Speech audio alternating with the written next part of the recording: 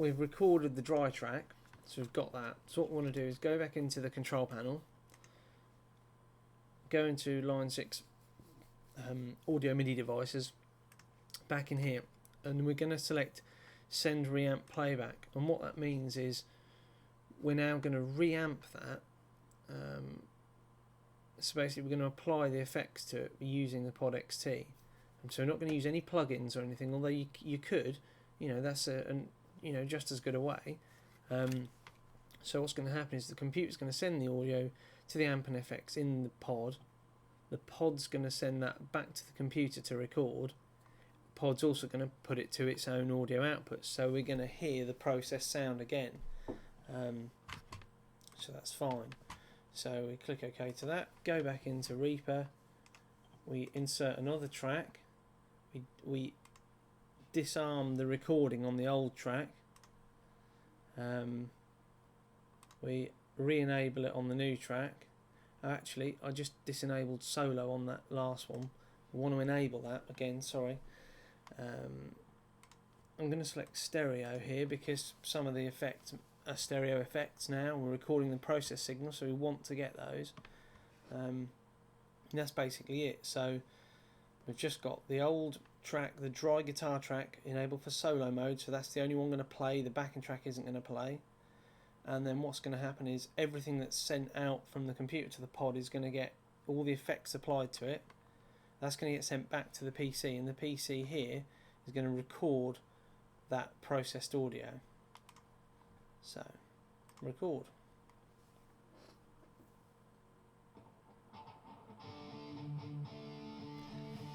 And don't forget, I'm not actually playing anything now. The computer is playing the old unprocessed track. The pod is applying all the effects to it, and then it's going to record it again.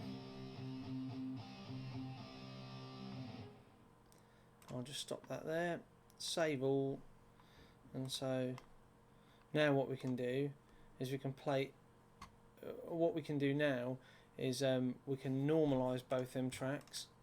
I'm processing, normalise selected items. Basically, normalising just boosts the gain, or the volume rather, on the tracks as much as it can so that they don't clip, and that's good. Because when you're recording something, you sometimes have little peaks.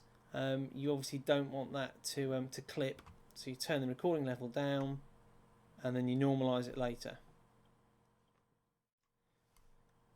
Okay, so now what we want to do is we want to go back into the control panel, applet, because don't forget, any signal that's now played is going to get reamped and have effects applied to it.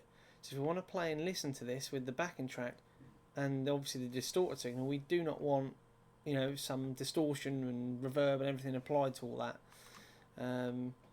You can later, if you want, you can just turn on maybe a tiny bit of reverb on the pod, turn everything off, and put a little bit of reverb through the whole thing, the backing track as well.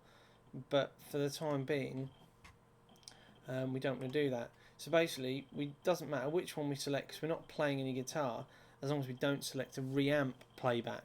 So we can have processed or clean guitar, as long as the computer is going direct to the output. That's all we want. So I'm going to mute the distorted guitar. We're going to play backing track and dry guitar.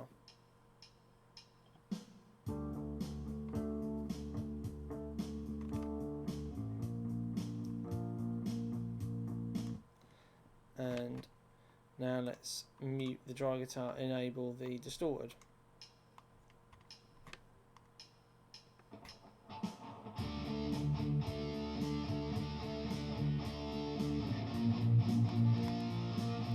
Okay, let's stop that there.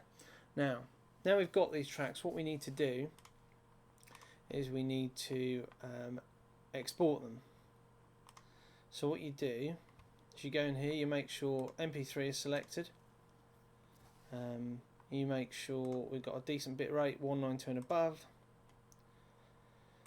I'm going to browse to a folder, I'm going to create a new one here and call it XT, and we're going to click process.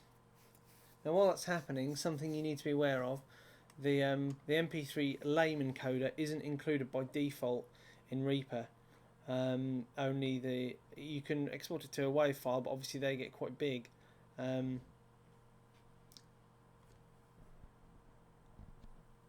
So later on you can obviously convert your WAV files to an MP3 if you want, or if you do a Google search, you'll be able to find the MP3 encoder for Reaper, and you basically just copy it. It's a DLL file into the program files Reaper directory, and that's it. Now what we'll do is, if we go and have a look in the XT folder, the two important ones are these two tracks here, and that's your wet and your dry track. And then if we go into Gearbox,